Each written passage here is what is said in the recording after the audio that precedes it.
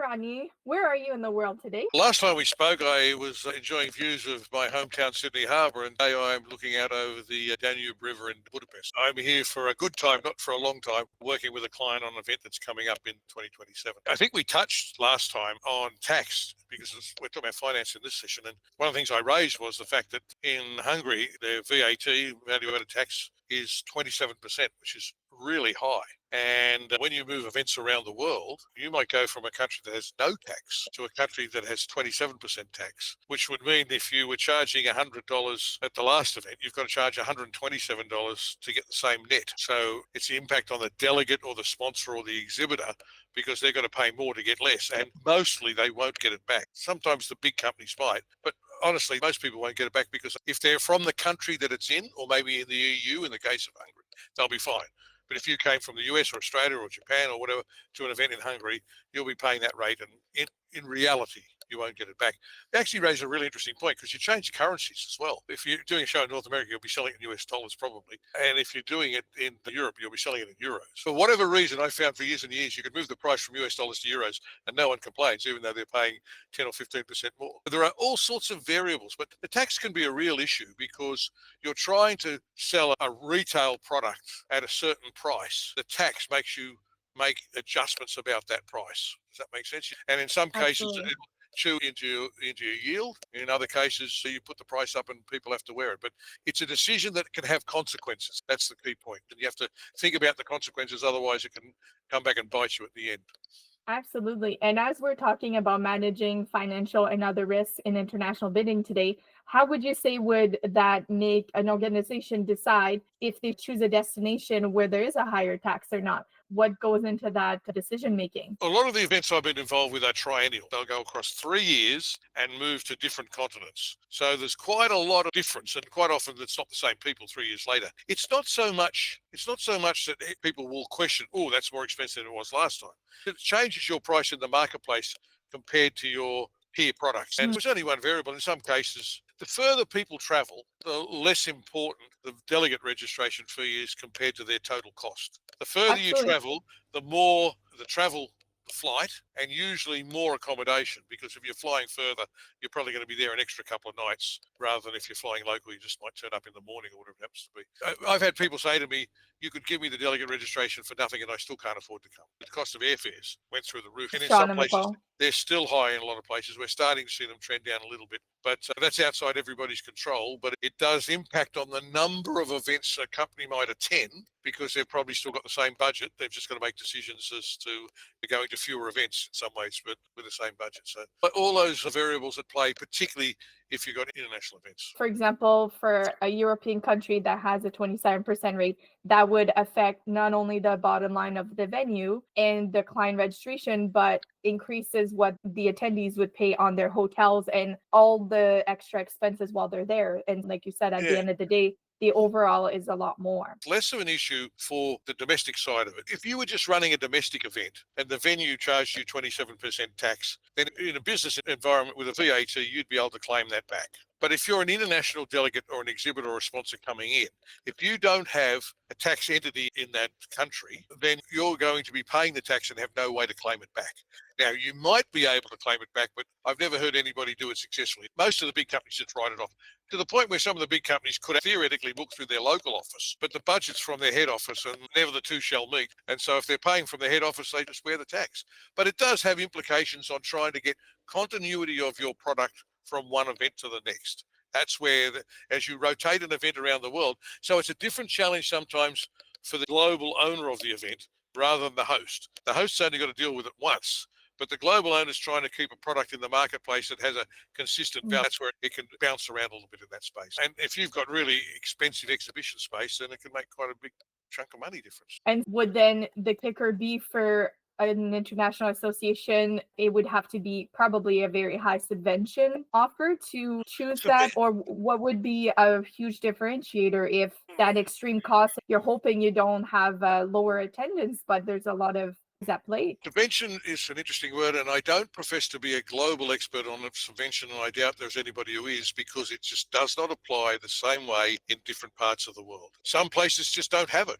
Some places don't have either the wherewithal or the city support or the policies in place that allow subvention to happen.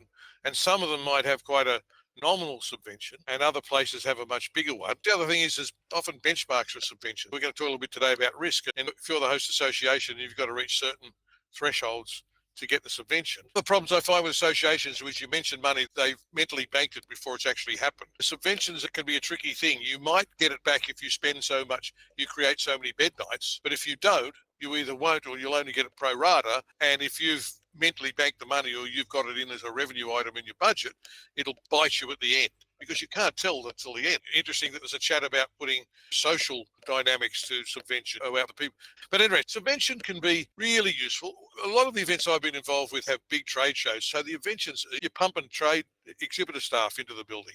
So and exhibitors stay longer than delegates do. But if you're dependent really just on your delegates to get subvention, then what's the risk involved with it? You know, we're going to talk about risk today. And if you don't understand what the thresholds are for subvention, what the rules are, even people that don't even understand sometimes that there might be a geographic, people have got to come from more than 50 kilometres away. If they're not all over that, they're just busy counting heads going, oh, look, we got 1,000 people. Oh, actually, yes, but unfortunately, too many of them came locally. And so you haven't hit your threshold for your subvention. Naivety can be a painful thing sometimes. That's a great point. What I'm hearing is, one, it doesn't really matter where it might be in the bid book, as long as it's clear if there are rules about how far the delegates did come from.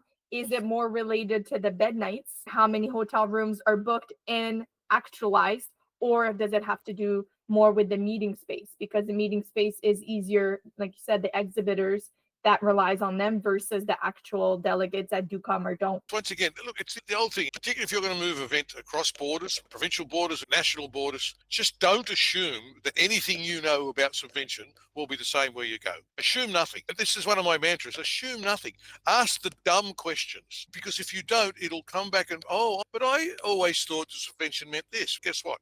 It didn't. And if you'd actually read the agreement, you would have realized that it didn't, but you assumed what the answer was. You weren't looking for what the reality was. The flip side of that is that people coming in, you'll often have the DMOs, the DMCs, the Ps, whatever the 3-letter acronyms you want to talk about. They'll often speak in shorthand because they know their local marketplace. But the person who's coming in from the outside misses things because there's an assumed knowledge that makes everything quick for the locals, but it's not complete for the one-off person. And you'll hear people say, oh, I never heard you say that. Oh, yes, we mentioned it then. It was like it would have been over their head because they didn't know something they didn't know. This is the thing all the time. And one of the tricks for DMCs, DMOs, PCOs, anybody who's local is to go, don't assume the person coming in knows anything. That's why I often make the joke, a piece of paper is not the same size all around the world. And people go, oh, that's not possible. I'm going, you go to America and try and buy A4 paper.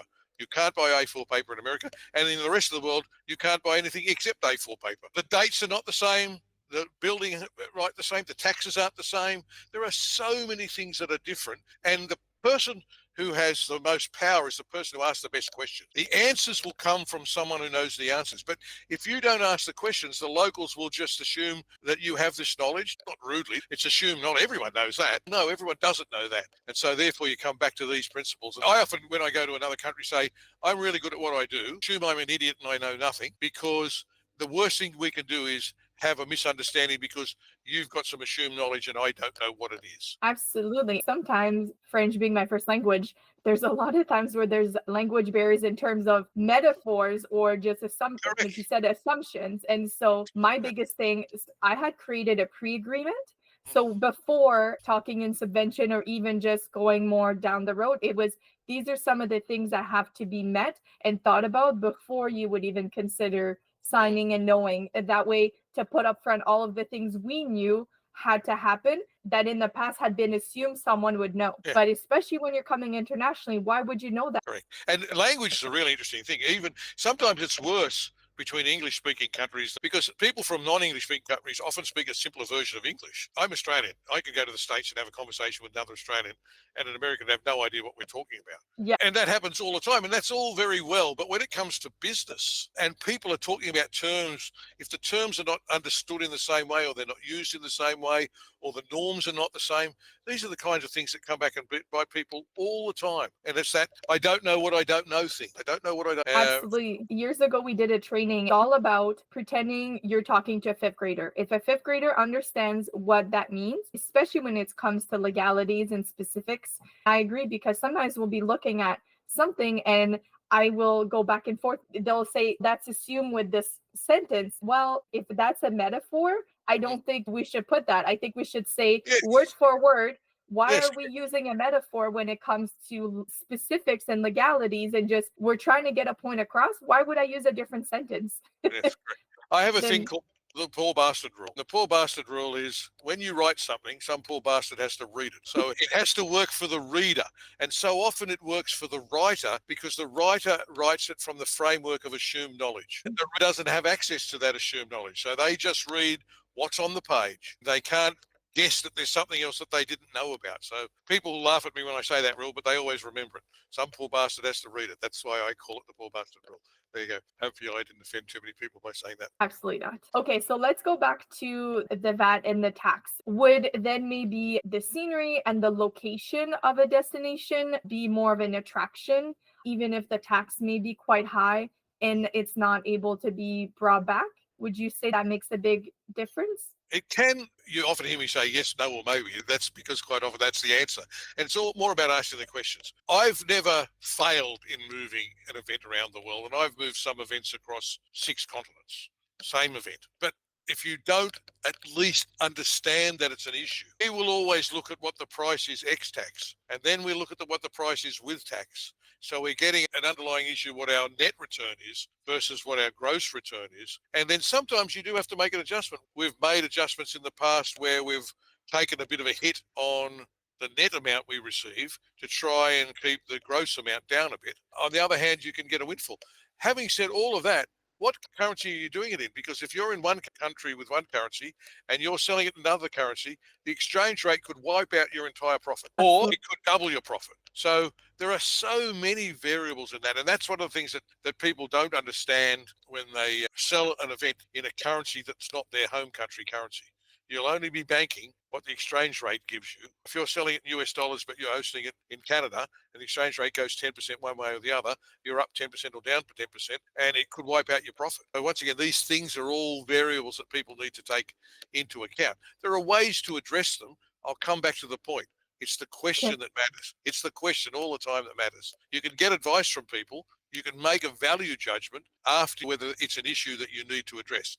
But if you're flying blind and you don't even know it's an issue, it'll come back and bite you and you won't know where it came from. All the time, better questions. Assume nothing. There you go. That's a good place to start. And would you have some ideas on how to maybe mitigate or decide which way the pendulum goes? My sense is with this one, the last one was sold in US dollars and this one will sell in euros, and that will actually mask a percentage of that difference because the euro is a stronger currency than the US. But interestingly enough, in Hungary, the euro is not their currency. They're in the European Union, but they're not in the single currency. One of the reasons I'm here for a few days is to take them through all of that so they can understand what some of those issues are and make value judgments. It's not often a black and white decision, but you're making a range of value judgments. And you've got your eyes open because of it. Otherwise, you might find out things you don't want to hear. But if you don't want to hear them, that's the important things to hear because otherwise you won't know what to do about it. We'll be all right. But it's interesting because when people talk about financial risk, that's just part of financial risk we've talked about. And I also say that the financial risk exists in a bigger framework of risk. Risk can be financial, but it can be brand risk, stakeholder risk, host city risk, membership risk. There's lots of ways risk can be. So if you become too focused on just financial risk, it can blind you to the other kind of risks. And of course, associations are risk averse. They are by their nature risk averse, particularly financially. And I also say risk sits in a broader framework of what success is. So success is not only different for each bidding association. So when you're bidding against other cities, their risk profile is different. Their host association is different. So all of that's into play. But even among event stakeholders, it's not naturally aligned. I think it's really important to understand that often what you have is a marriage of convenience because risk is not the same for the owner association, the bidding association, the city, the country, the province, the venue, the hotels, the DMO, the PCO. Risk is not the same. Yeah. That's okay, but you've all got to be big about it and go, I understand it's not the same, but you need to understand what the risk appetite is from the other stakeholders when you're bidding, because if you don't understand their risk appetite, you don't understand their contribution towards risk, then later on it'll come back and bite you. So I often say everyone's best friends forever when you're bidding, but when you win, all of a sudden everybody's back in their camp. And where do you see it most often? Hotel prices. So if you've got an event that's going to dominate the city, the hotels will put their prices up. And if you're in a city that's dependent on hotel capacity, as opposed to a city that may have much more capacity than you require, you coming along doesn't particularly make a difference to the day-to-day capacity of the city. Very different than one where the hotels will be your best friends until the event's on, and then all of a sudden you'll see the prices go up. Yeah, where'd that come from? Of course. Success for them is not the same as success for you. I don't know how you see it, but I'm old enough to remember when people booked their flights through the event. Now, nobody would even Really? think, yes, that was very common because you would got discounts. Airline prices were like fixed. There wasn't the sort of price Mhm. fluctuations and there wasn't the diversity. Maybe it just means I'm very old.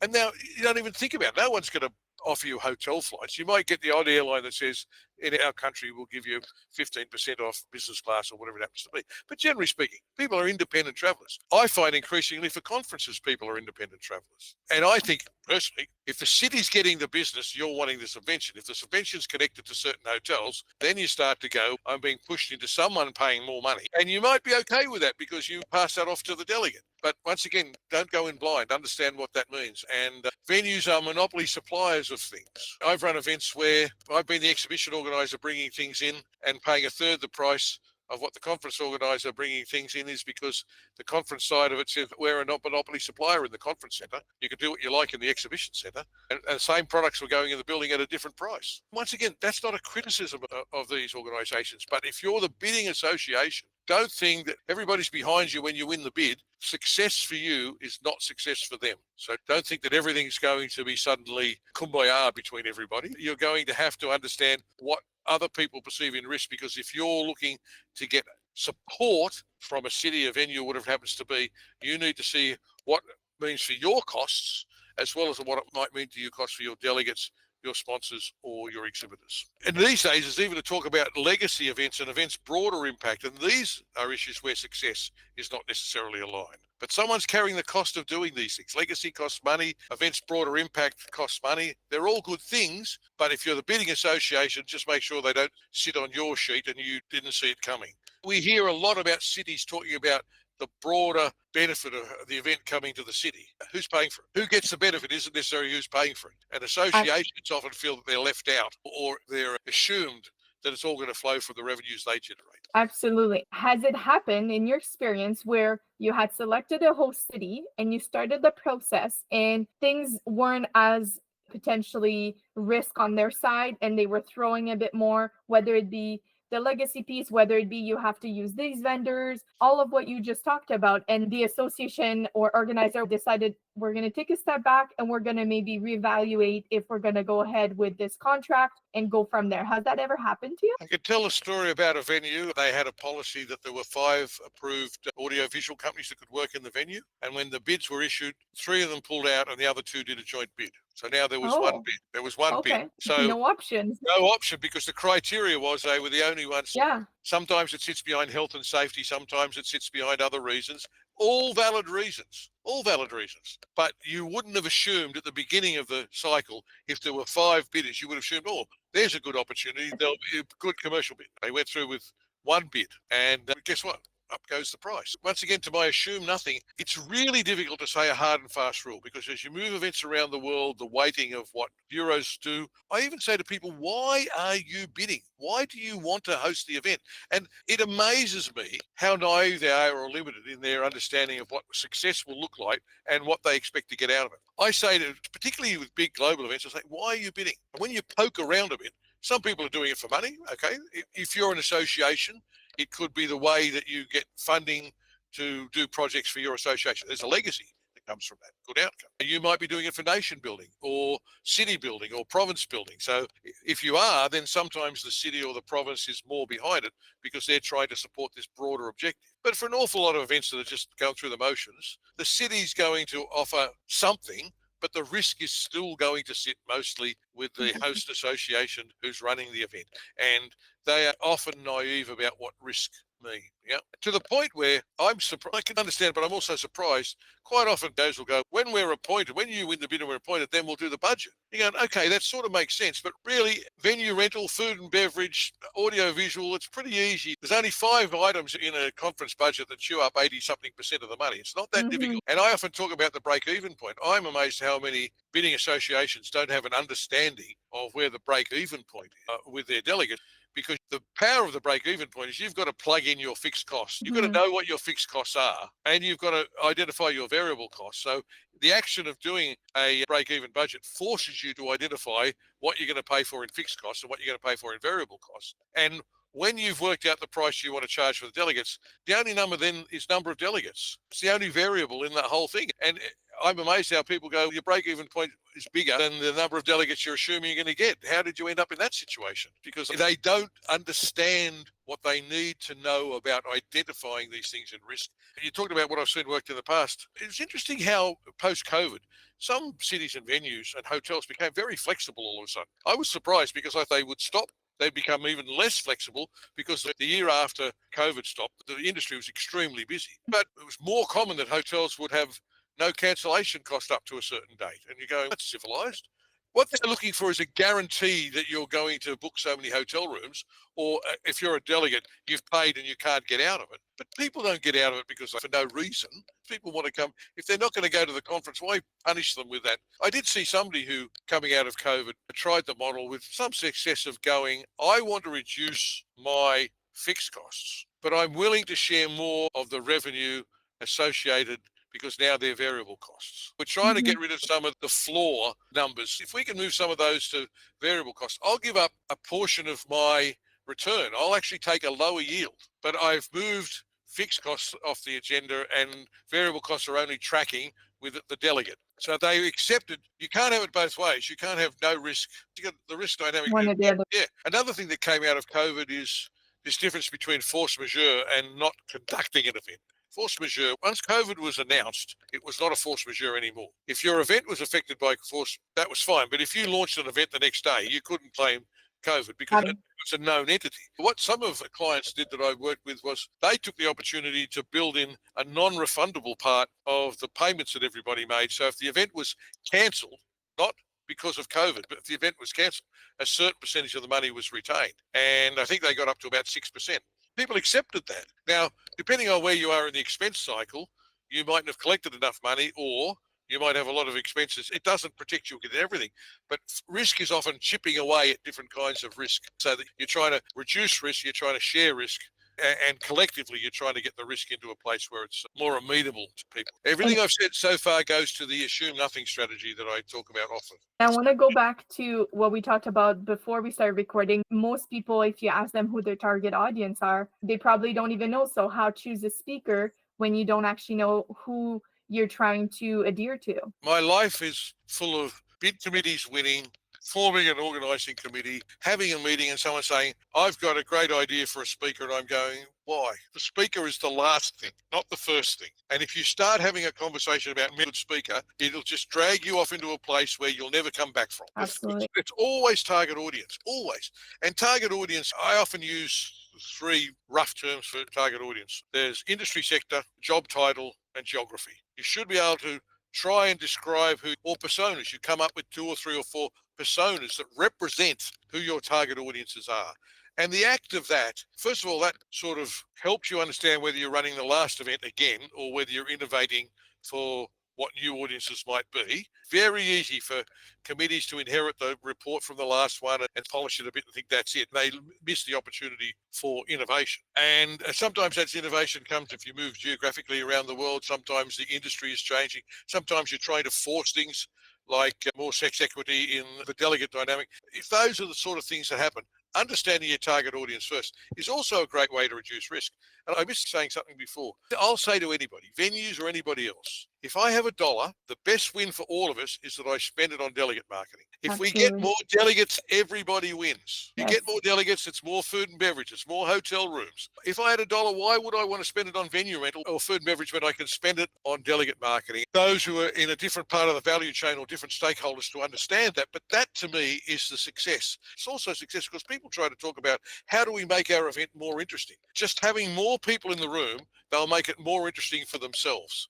Because when you're with your peers and your colleagues, and there's more diversity of those people in the room, the conversations, the information exchange, the knowledge exchange cranks up. If we go back to the break-even point, the first person past the break-even point, the first delegate registration is just dropping money into the bucket. The first person under the break-even point, as you go, you can lose money very quickly below the break-even point. So I often also say to people when it comes to risk, don't start out by saying you're going to hand out the $50 satchel and have caviar for breakfast. No one's going to come because you're going to spend more money on the satchel. Nobody. Don't have a satchel. No, nobody is going to come. So what you do is you think about what costs do we have that are the costs that get the right people into the building. And then if we get our thresholds, we might add some value and make so those things. But if you've put them in the budget to begin with, it's so hard to take them out later on. The last place you have to spend money is delegate marketing.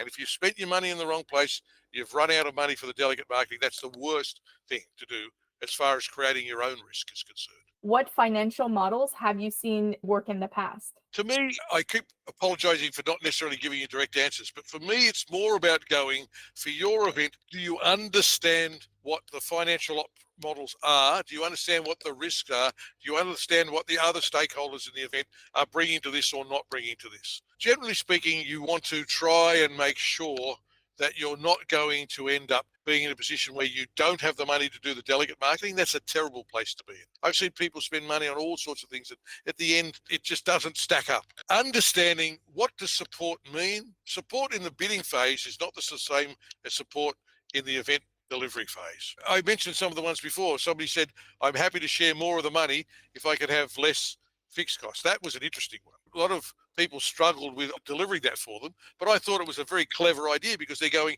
I'll actually give up a bit of my profit to the upside to have less exposure on the downside. Are you with me on this journey?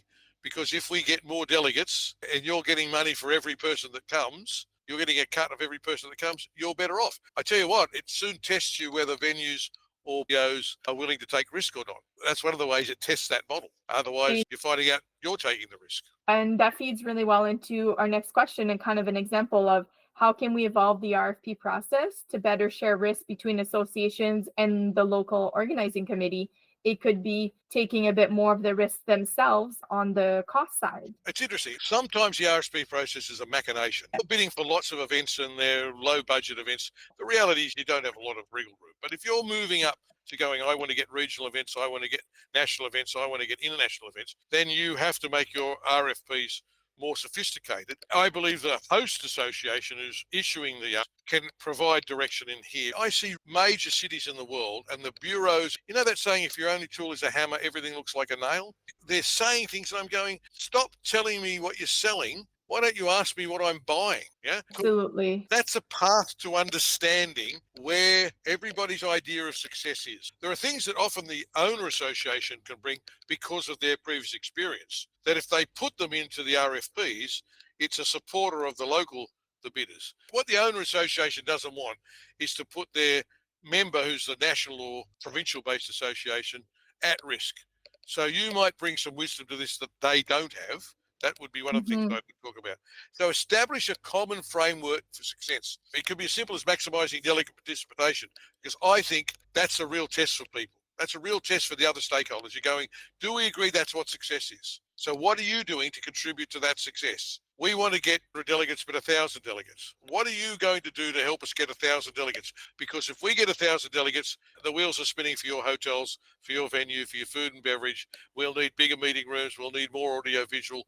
All of those things will happen. And also the point, understand the break-even point. Is the delegate number realistic? If you're trying to get an understanding between the people who bring all of this wisdom, can they write down what the event budget is going to look like? Near enough, 90% accurate enough, so that all of the stakeholders understand where the risks and the money come from. Then you can have a conversation about, oh, I've really exposed risk there. Can you help me? Otherwise, you're the association bidding. Everybody's smarter than you are. They've all done it before. And their success is not your success. You come and go. If you're bidding for an event once, you come and go. If you Google my name, Rodney Cox, and 5 people walk into a pub, you'll find a video I did talking about that, about how the bidding association is the one that knows the least about it. If you want to really support the bidding associations, then the local organising associations should have a better relationship. When you say local organising committees, you mean the association or the city?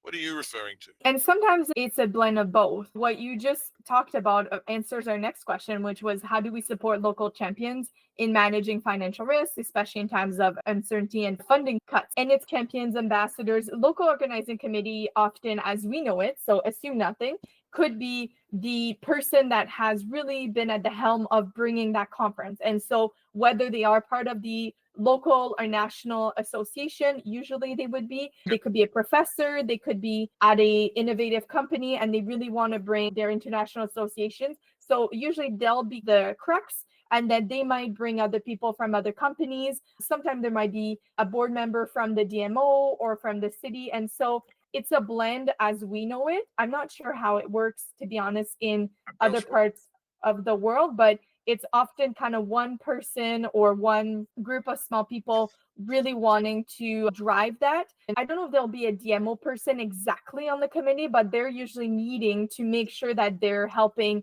to bring that, whether it's the support from the city, the province, the federal government, not just the letters of intent, but actual, we really want to bring this. Is it fitting into the government priorities? And then you get all that extra unique strengths put behind the bid. And then everything you've been saying, why are we going after this bid? Okay, it's because of it's hitting buckets XYZ, and show it would be a great place to host that event versus we're just trying to hit numbers. Yes, correct. And so it goes back to asking the question, you raised a couple of interesting points. Quite often those enthusiastic people who are wanting to bring the event to the city are from the industry or the association in the local area, and their expertise in actually running the event is zero. Okay. So what happens is, in good faith, they'll get information from their bureaus or venues or PCOs, but they don't really necessarily understand what that means. And the other reality is, because they will probably not be able to really give breadth to the reason why the event should come, the cities and those people will tend to be doing a fairly vanilla bit. In other words, here's the template, play your event in there, and yes, we'll say some things about why it's important, but it doesn't get that underlying reason why it's important. And if you're just going for the numbers, that's fine. But if you think there's a reason why your city should host the event and your city or your province or your country doesn't care, you need to know about that at the beginning. Yes, absolutely. And there's a difference between them caring to help you win the bid versus caring about whether you win or fail at the other end. Because what do they say? Success has many parents, but failure is an orphan. You'll be on your own. And so therefore, it's about asking these better questions. And one of the things I'm trying to help the industry is to go, you don't know what questions to ask. You are relying on people who are giving you good faith information, but they're doing it from their perspective, not your perspective. Yeah, that's true. And they've done it 100 times and you've never done it before. Who's going to carry the day in how this is managed? It won't be the people doing it once. It'll be the people who've done it 100 times. To relate it back to what we were talking before, the tax. So for example, Canada, let's say you had 2 bids going from different provinces, and might be the same somewhere in Europe and the different states, and you have 10% across Australia. We have different sales taxes across the country. So if you had someone in Alberta, the 5% sales tax, in Quebec or in Newfoundland. And so you're saying the percentage of the tax might not matter as much as how much the reason, and them showing we can do this for your association, and this is how grand and how much the delegates will want to come. And so the percentage of the tax isn't as much an effect. It's more about what can be offered. The host city will kill it on these points versus I'm really hoping to bring it just because I'm part of this association. I mentioned the tax here because it's just such a big tax. I happen to be in Budapest at 27%. Normally, you'd be paying in a range of 10% plus or minus. A lot of these in Europe are 20, 21%. In some places in the world, they're 12, 15. I'd hate to think anybody was going, the tax is going to make the difference between success and failure, because that means they're on very thin ice to begin with. But the tax is just one of those things. If you don't think about it, if you don't take it into account, you can't put it in your planning. Do nothing. Yes, assume nothing. And is tax going to be an issue? Yes, no, how much? The answer might be no, move on. The answer might be, oh, it's significant. If you're in a country, you're bidding one against the other, then I've seen some bids that are going around at the moment, and some of the countries are going, we have low taxes paid one way, there is no tipping, and you go somewhere else and they're going, hang on a second, whatever the cost was, the tipping's enormous. Another place, in my country, it's illegal to sell a hotel room or an airline ticket without the entire price being shown. You can't go through the website and the price keeps going up. If you want to book That's fantastic. if you want to book luggage, that's fine. But there is no, when I book hotels in Canada, I'm going, whatever the number is on the screen, it's going to be awfully, it's just a guess as what it's going to finally be. So once again, if you move events around the world, it's the uncertainty of what the impact of taxes are. You go to a country, the price includes the tax, it is what it is. If you go to another country, you go, that looks cheap. Oh, hang on a second. But by the time, and I'm supposed to pay a tip as well, then the price can be like 30, 40, 50% more than you thought it was going to be to begin with. So it's the old story about ask the questions and don't assume things to say. I shouldn't tell Australian stories because I'm not doing this from an Australian perspective. But Australians have a terrible reputation around the world for being lousy tippers, because in my country, everyone gets paid a minimum wage, and that's $25 an hour or something.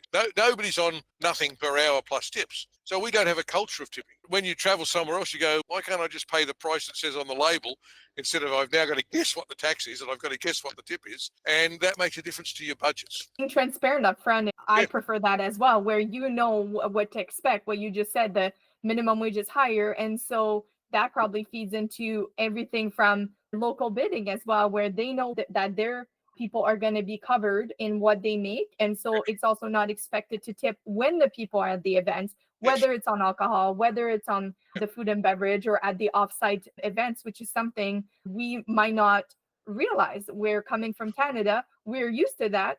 So then you're going to an event somewhere else and you might be, okay, the price is a little higher up front, but then you're not even expected to tip. So it's a whole different, I love that. If I was coming from a country where it wasn't a country of tipping culture and the taxes were always in the price, I knew I was bidding against a Canadian city, I'd be going, whatever you see the price for the hotel room, whatever you see the price, once you get past to the other end of the website, it's going to be a lot higher. And then you've got to tip people. So the actual real cost can be quite different from what the perceived cost is. Of course, if you're the association running the event, you have to say to yourself, am I happy to accept the fact that people will be coming to my city once, and if they get a shock because they've got a tip, they're not coming back at any rate, so do I really care? You got to get this deception between what people spend up front and what they spend on site. But all of these things, everything we've talked about today, all come back to a common point.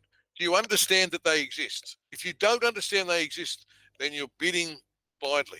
And one of the things I hear from associations all the time is, I wish I knew that before I bid. That's not to say that they wouldn't have bid. It's just to say that they would have been wise to what these things are and how they matter. Even things like we've talked before about an exhibition stage in America doesn't occur. I don't think it occurs in Canada.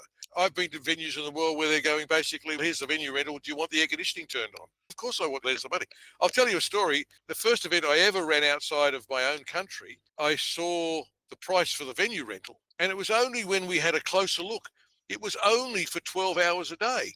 And I'm going, what do? Do you rent it to somebody else for the other 12 hours? That was the norm in their country. And we had to negotiate to be able to work more than 12 hours a day. And they wanted us to pay more rental to work more than 12 hours a day. Now, that was the rule in their country, but I'd never seen it before. When I booked exhibition space in America, in Houston they were selling exhibition space on net square foot, not gross square foot. And I'm going, how do you know what my net is? And they're going, and they said, if your net increases, the price goes up. I'm going, where'd that come from? Never heard it before in my life. Not like it may have been right or wrong, just didn't know about it. Now, if you get something that's around the edge, you go, but if you get something that's fundamental to your cost base, yeah. Be proactive, give all the information you can up front versus hoping that I'm more about being transparent. So not hook them because saying it's cheaper, it's this much, but then there's this added, like you just said, they'd rather know up front. I always want to know up front as well. You want to know what the risks are involved in that. And you're talking to anybody who's expert in their area, in their particular city or what happens to be. I always ask the free question. Tell me the 2 or 3 things that I'm most likely to not understand or get wrong in your city. People don't understand that there's something wrong. Oh, I never understood that. Okay, you write it down. I call it the free question. You always ask the free question. Tell me the things that I need to know that I don't understand.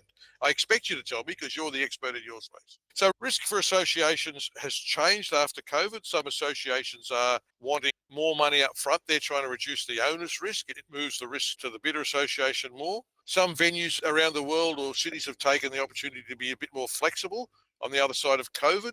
Some of these things will start to disappear, but they were trying to give people flexibility because they didn't know how much the event would bounce back after the. Some of them have maintained that. I don't know how it works in the US or Canada about guarantees for hotel room bookings as well. That's a dark art about, honestly. In fact, it is so confusing to people outside of North America. They pay people to do it because I don't know how this works. I'm signing up for something, but I don't know what I'm signing up for.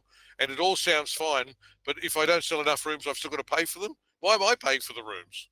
And I think it's one of the things that will push people away from having official hotels and just going to stay wherever you want. That's a great point. It's definitely changing in that way, and with some of the other options now outside of regular hotels. Correct, absolutely. Service departments are one of the big ones, especially if you've got staff coming in, if you've got exhibitors or all those sorts of things, they're there for longer. So it's service departments, yeah. And Airbnb, although in some cities in the world they're shutting Airbnb down. Barcelona's going to get rid of it. That's a big convention city. So it changes. Yeah, it definitely changes the dynamic. Last thing, let's go back to what we chatted about before, which is how to decide the days of the week as well as dates for an international flight. What are some tips and tricks?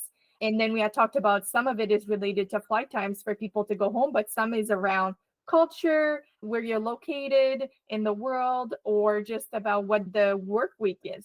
Yeah, it's very interesting having run events on every continent except Antarctica that once again the norms are very different. You just have different religious days in the week, you have different working days in the week, you have different holidays. Don't assume because you're working. I, all the time, as somebody from the Southern Hemisphere, have to keep saying to the people in the Northern Hemisphere, do not tell me you're having a spring meeting or a fall meeting because I'll be 6 months early or 6 months late. If you want to be international, then stop being parochial local. But one of the things I see all the time is that people think that when they run the event, people will stay longer on the last day. They didn't at the last event, they won't at the next event, but they magically think they will at their event. And as I say to them, look at the airline schedules leaving your city, because I can tell you when people are going to leave the building. They'll leave the building to get the flight. And if it's a long haul flight to another continent, there's probably only one a day. They're not going to go, oh, if I don't get the 4 o'clock flight, I'll get the 7 o'clock flight. If the flight's at 4, they'll leave at 12. That's it. You can have the best program you want on the last day. So understanding how people move and travel, understanding particularly in long haul international flights, people only want to be away from home one weekend.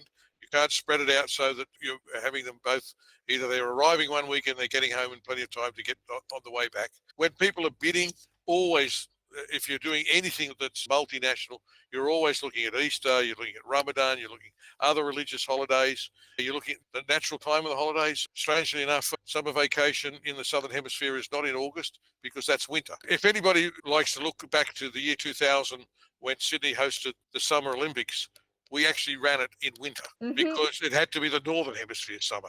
So all of these things are variables in events that come when you're crossing time zones or you're coming people from coming areas. There's nothing tricky about it, but it does limit the times of the year often that you run the event. You would have natural times in your country in particular because you have cold climate where people wouldn't be running events. We've got an event, one of my clients has got their event coming up in Qatar, and we've had to move it back from April to February because in April it'll be 40 degrees and in February it'll be 30 degrees. So which one do you want? It could be 45 degrees in April. Weather is another variable around time.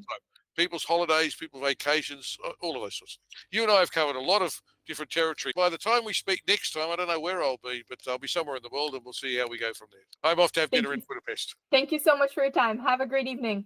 Thank you, bye. Thank you. Bye.